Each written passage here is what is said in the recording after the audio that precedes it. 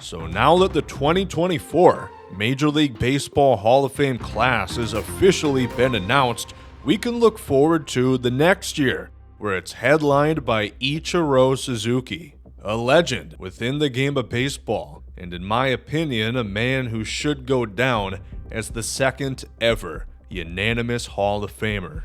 Ichiro's beginnings, of course, start in Japan, and it was clear from early on that he was a special talent, but it didn't come without a lot of hard work.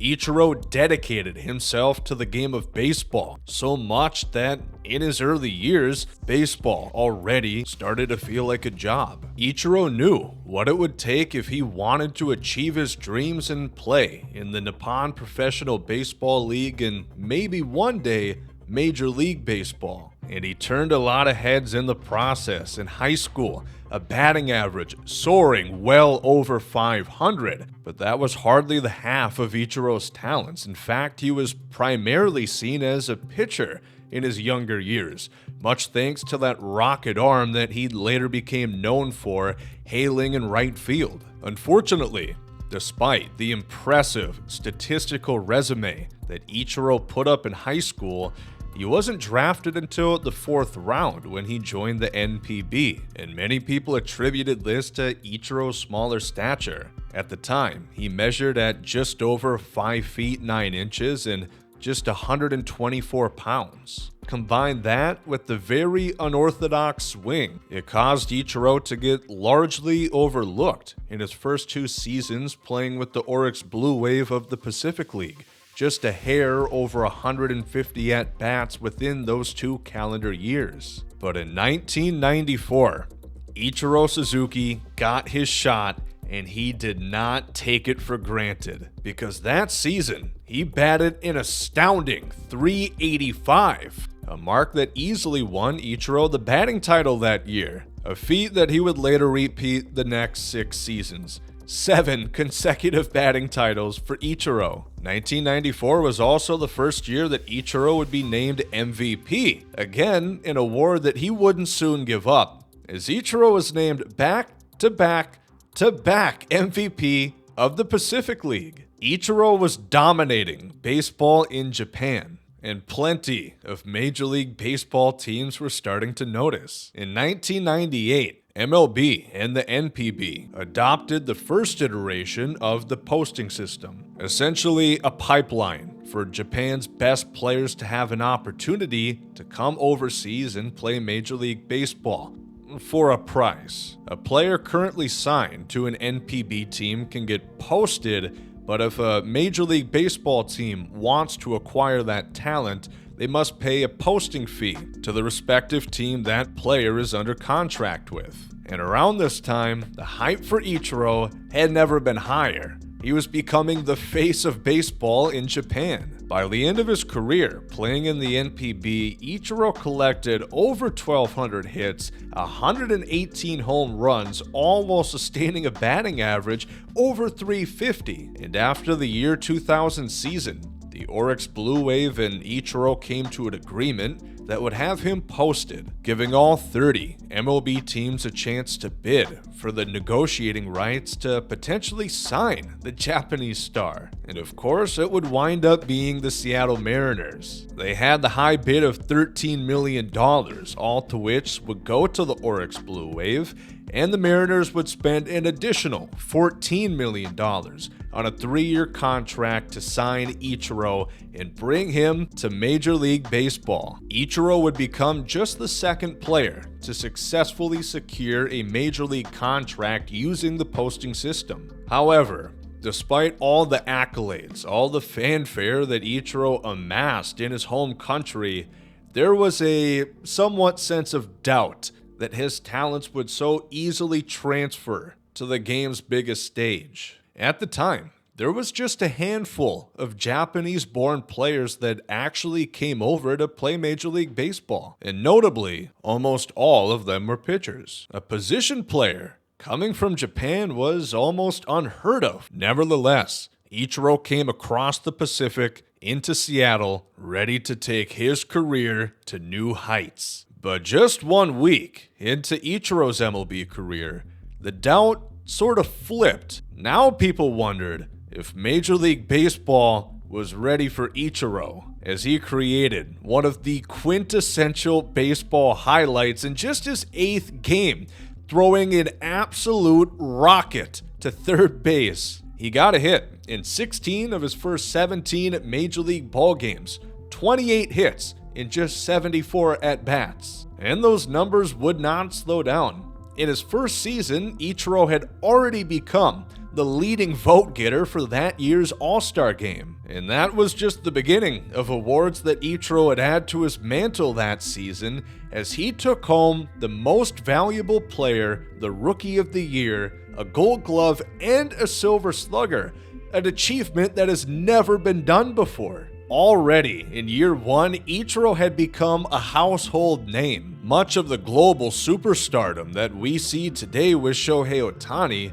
Ichiro got the exact same reaction. He was an intercontinental hero, a reputation that would only continue to build across his illustrious 19-year career. Just 4 seasons in 2004, Ichiro Suzuki had set the Major League hit record in a single season with 262. And that very next year, season number 5, just in June, Ichiro already notched his 1,000th career hit within MLB. It's a laundry list of accolades and historic feats.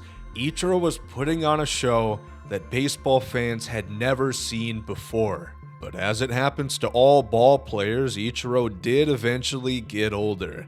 And by 2012, him and the Seattle Mariners came to an agreement for him to be traded from the very West Coast to the very East Coast to play for the New York Yankees. And that set the stage for him in 2013 to notch career hit number 4,000 across both Major League Baseball and the Nippon Professional Baseball League. Eventually, in 2015, Ichiro's time in the Bronx would come to a close, and he'd be going down to Miami to play for the Marlins. It was there where Ichiro would accomplish his ultimate goal. June 15th, 2016, Ichiro collected hit number 4,257, the one that would overtake Pete Rose's all-time hit record. And just about 2 months later, Ichiro would hit this triple, marking hit number 3,000 in Major League Baseball. Ichiro would later come back to Seattle in 2018. Unfortunately, it was short-lived,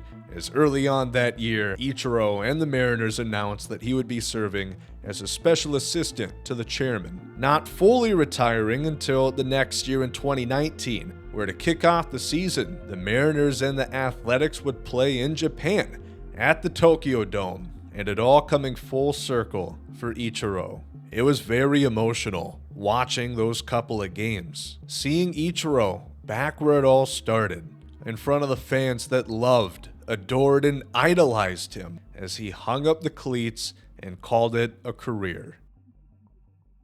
Ichiro Suzuki is one of the greatest baseball players of all time. But unfortunately, in today's advanced analytical world of baseball, some people have reduced and diminished the accomplishments of Ichiro. So I would like to do what I can to shut them up.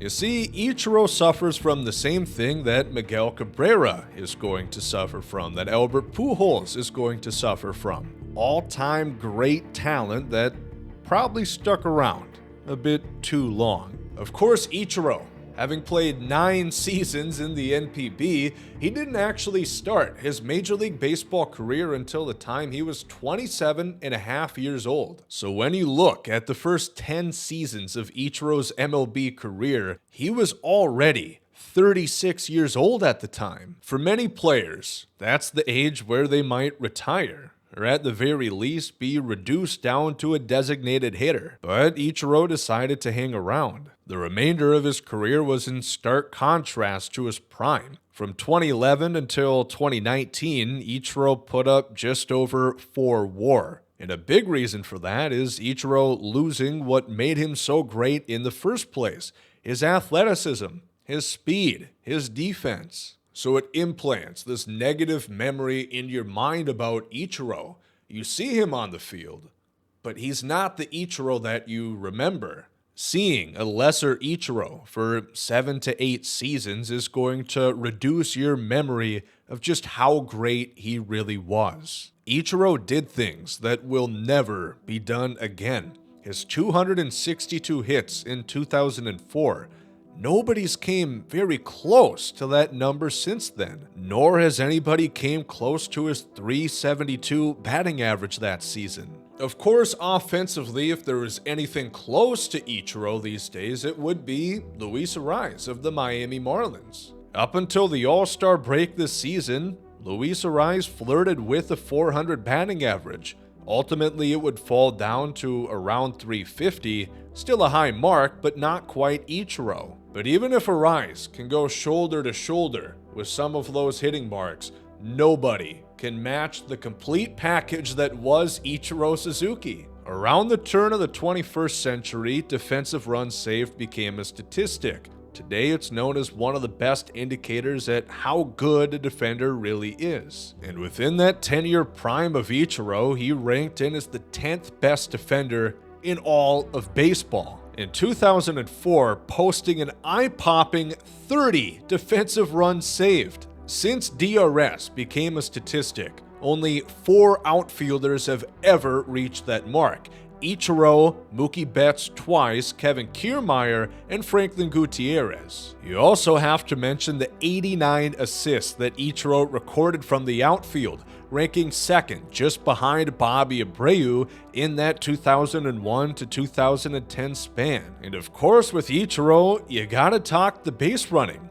The man stole over 500 bags. And according to Fangraphs and their base running statistic, Ichiro Suzuki goes down as the 3rd greatest base runner of all time. The list of accomplishments and all that makes Ichiro so great just goes on. And we haven't even touched on the mystique and the wonderment of Ichiro's true talent. There's a lot of evidence that Ichiro had far more power than he let on. If you look at his numbers from his time playing in Japan, he had 2 seasons hitting over 20 home runs. And when you saw Ichiro at the ballpark taking batting practice, you saw that home run power. It's pretty fascinating to think about how different Ichiro's career could have been had he chose a different approach at the plate. And also Ichiro on the rubber. We talked about him as a high school pitcher. Ichiro was legitimately talented on the mound, and he had some pretty nasty stuff. He did get 1 appearance in Major League Baseball in 2015. He had a chance to pitch for the Marlins. And lately, he's also taken up pitching to high school girls.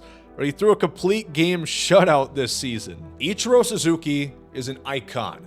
In Japan, in the United States, across the whole world, everybody knows Ichiro. And with all that he's done for the game, I can't think of anyone more deserving than Ichiro to become the next unanimous Hall of Famer.